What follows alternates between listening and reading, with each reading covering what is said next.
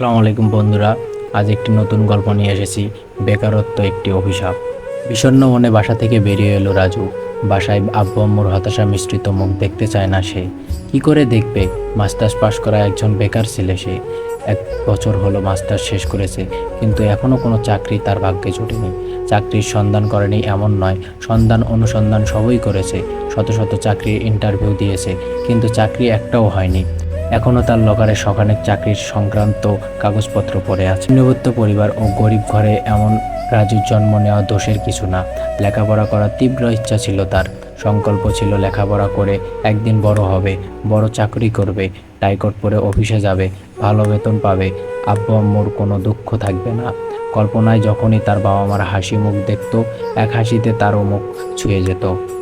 তার বাবা মারও আশা ছিল ছেলে বড় হবে, বড় চাকরি করবে, সংসারের হাল ধরবে। এসব ভাবতে ভাবতেই তার বাবা মার মুখ জুড়ে রাজ্য হাসি। টাইকট পরিধান করা কোনো লোককে দেখলেই রাজুর মা কল্পনা করত, রাজু একদিন এমন একটা চাকরি করবে, টাইকট পরবে, খুব ভালো একটা চাকরি করবে, সবাই তাকে সম্মান করবে।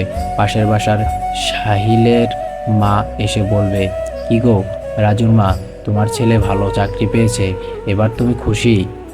পাড়া প্রতিবেশী সবাই এসে একে একে রাজুর সুনাম করবে, সম্মান করবে। এসব ভাবতে ভাবতেই মায়ের মন খুশিতে ভরে যেত।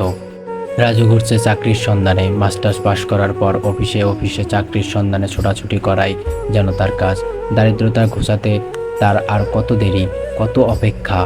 মাসে মাসে কতগুলো ইন্টারভিউ দেওয়া হয়েছে, সরকারি বেসরকারি প্রাইভেট কোম্পানি, কিছুই বাদ দেয়নি। সারাদিন অফিসে অফিসে চাকরি খোঁজাখুঁজির সন্ধান, সন্ধ্যায় টিউশনি আর রাত্রে চাকরির ইন্টারভিউয়ের প্রিপারেশন, সব মিলিয়ে একটা তার অভিশপ্ত জীবন। বাবার ওষুধ শেষ। ইদানিং বাবার প্রেশারটাও খুব বেড়েছে।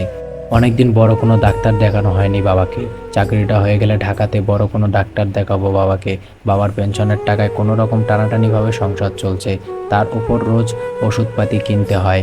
বড় কোনো ডাক্তার দেখানোর ইচ্ছে থাকলেও উপায় হয় না রাজুর। বাবা অনেক কষ্ট করে লেখাপড়া করিয়েছে, বেঁচে থাকতে কিছুটা সুখ তো বাবাকে দিতেই হবে, তাই না? টিউশনে টাকা বাবার আশা ছিল, যদিও মাস শেষ হয়েছে কয়েকদিন আগে, কিন্তু টাকাটা আজও হাতে আসেনি। টিউশনের টিচাররা নাকি ভিক্ষুকের মধ্যে কোনো পার্থক্য থাকে না, কিন্তু শালা ভিক্ষুকরা ভিক্ষা চাওয়ার পর তো কিছু একটা পায়, কিন্তু টিউশনের টিচারের বেলায় সেটাও হয় না। ভিক্ষুকরা ভিক্ষা না পেলে অন্য জায়গায় যায়, কিন্তু টিউশনের টিচাররা তা পারে না। হতাশ হৃদয়ে বেরিয়ে এলো রাস্তায়। হঠাৎ জয়নুলের সাথে দেখা। অনেক বড় চাকরি করে সে, ভার্সিটিতে একসময় একসাথেই পড়তো। ইদানিং তার নাকি প্রমোশনও হয়েছে। কলেজে থেকেই সে ছাত্র রাজনীতির সাথে জড়িত। আর আমাদের দেশে রাজনীতিবিদদের সাতক্ষণাক মাপ, সেটা তো সবার জানাই। জয়নুলের বেলায়ও তাই হলো। আজকাল চাকরি পেতে মামা খালুর জোর থাকতে হয়, আর তার তো নিজের জোরেই অনেক, রাজনৈতিক জোর।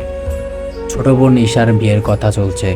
বাবার ডিপোজিট, পেনশন ও জমানো যা ছিল তা দিয়ে কোনো রকম ঈশার বিয়ে দিয়ে আপাতত মুক্ত হতে চান। যে ঘরে রাজুর মতো গ্র্যাজুয়েট বেকার ছেলেরা আছে, সে ঘরে তার বোনের বিয়ে তো আপদের সমানই। তাই বাবা ছোট বোনের বিয়ে দিয়ে দায়মুক্ত হতে চান। রাজু এখনও ভরসা করছে কোনো একটা চাকরি হবে।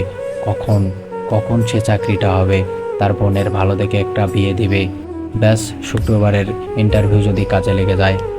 রাজুর জীবনে শুক্রবার সুখবর নিয়ে আসতে পারেনি। ঈশার বিয়ে ভেঙে গেছে। যৌতুক হিসাবে বরপক্ষ পরিমাণের বেশি টাকা দাবি করেছে। আজকাল যৌতুক ছাড়া বিয়ে কল্পনা কল্পনা শোনা যায় বা ফিল্মেই দেখা যায়, বাস্তবে নয়। রাজু বাড়িতে ফিরে রাতে অনেক হয়ে গেছে। বাবা বারান্দায় বসে আছেন। রাজুর বাবার পাশে অন্য একটা চেয়ার নেসে বসলো। তার খুব ক্লান্তি লাগছে। রাজুর বাবার পিঠে হাত রেখে সন্তানের দিকে তাকিয়ে বললেন, চিন্তা করিস না বাবা, একদিন তুইও বড় হবি, অনেক বড় হবি, তোর মনের আশা পূর্ণ হবে। রাজু বাবাকে বুকে জড়িয়ে ধরে কাঁদতে কাঁদতে চোখের পানি ছেড়ে দিল। সারা রাজ্যের বিষাদ বুক থেকে নামিয়ে রাজু ভাবছে, আদৌ কি আমার আশা পূরণ হবে? সে কি সত্যি এই অভিশপ্ত জীবন থেকে মুক্তি পাবে? এই থেকে এই গল্পটি শেষ হয়ে গেল।